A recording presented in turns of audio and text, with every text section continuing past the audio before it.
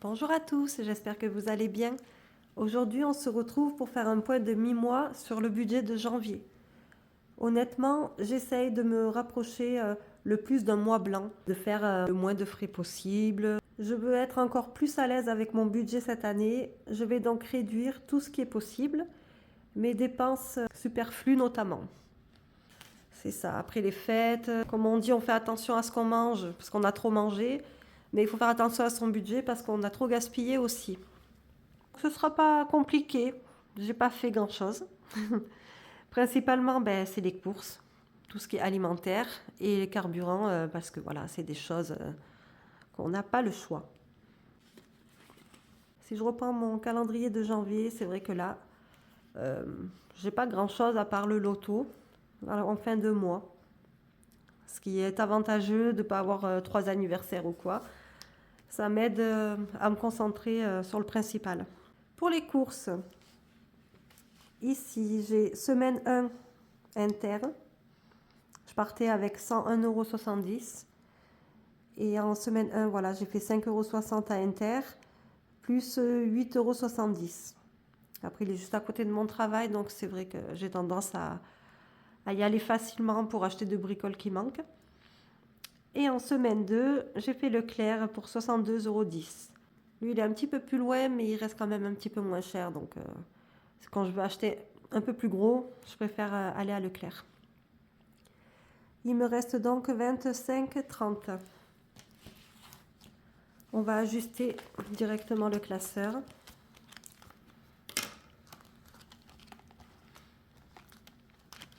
Là, j'ai mes 110. Hop.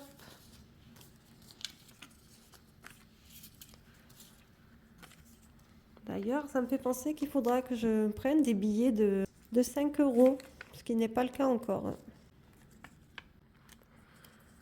Alors, 25, 30. Tac.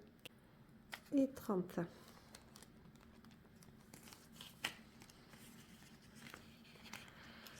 Bon, c'est pas énorme. 25 € pour encore les 2 semaines, mais bon. Entre tout, avec ce que je viens d'acheter, j'ai de quoi faire en fait. Je pense que pour la dernière semaine, j'ai 25 € pour acheter quelques bricoles, mais ça devrait le faire. Après le reste, j'ai pas touché. On agrandit un petit peu. Voilà. Donc les courses, je suis à 25. Là, la santé, il me reste les 30. Shopping, j'ai encore les 24. Fonds d'urgence, super, il bouge pas. 250. Bon, beauté, lui, c'est fini. D'ailleurs, je ne l'ai pas noté. C'était en semaine 1 que j'ai fait mes ongles. 30. Et celle-là, elle est clôturée pour ce mois-ci. Resto, il me reste les 50. Voyage, ça se gonfle. Vacances, c'est pareil. Anniversaire, Noël, le NAS, mariage, taxes, tout ça, c'est à remplir. Et pour l'instant, je ne devrais pas toucher à tout ça. Et après, le carburant, j'étais à 230. Première semaine, j'ai mis 40. Et deuxième semaine, j'ai mis 80. Donc, il me reste 110. Alors, ma nouvelle feuille dépenses par semaine, on va pouvoir la commencer. Courses. Donc, ma première semaine, j'en ai eu pour 5,60 € et 8,70 €. J'ai dépensé 14,30 €. La deuxième semaine, j'ai dépensé 62,10 €. Ça peut être sympa après de voir aussi un peu ce que ça donne à la semaine. Carburant. Première semaine, j'ai dépensé 40. Et la deuxième, 80. Voilà. Après, c'est vrai que moi, mon budget là, il fait très simple. parce que j'essaye déjà de simplifier au plus les choses. Gonfler mes enveloppes plutôt que dépenser. C'est vraiment mon objectif premier. J'ai envie de redonner un petit coup d'œil à mon pot. Ça fait que 2 semaines, mais j'ai hâte de le remplir encore. Ça va bientôt arriver, il va se remplir. Ça va être un bonheur. Voilà pour le bilan de mi-mois. J'ai pas fait grand chose, mes enveloppes elles se tiennent, ça fait vraiment plaisir. On va ajuster le carburant. Il me reste 110.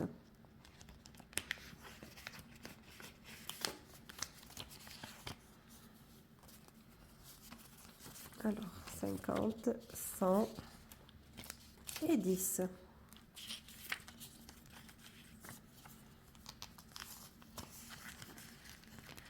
Voilà, comme ça je suis un peu plus au réel. Comme vous le voyez, c'est vrai que j'ai ma petite cartonnette défi. J'ai envie de me relancer là dans les défis.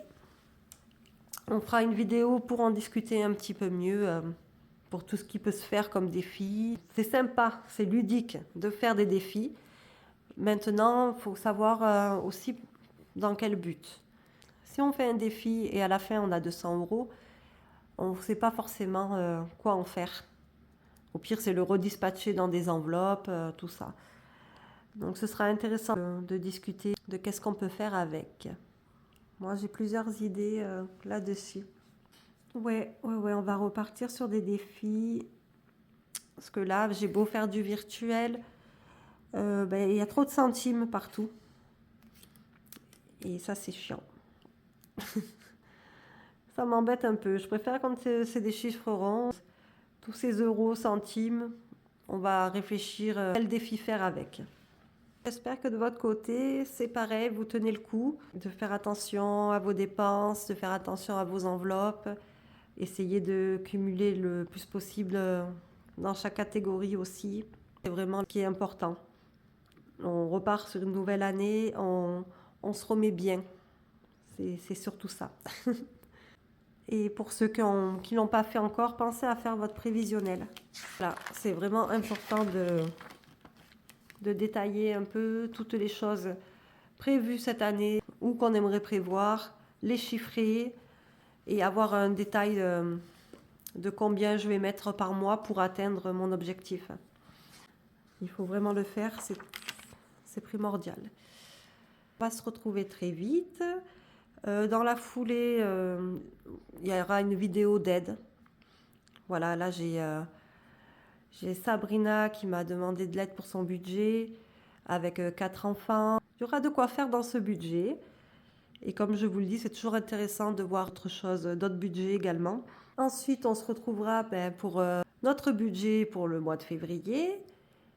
Et entre-temps aussi, on va voir là pour reparler, comme je vous ai dit, des défis.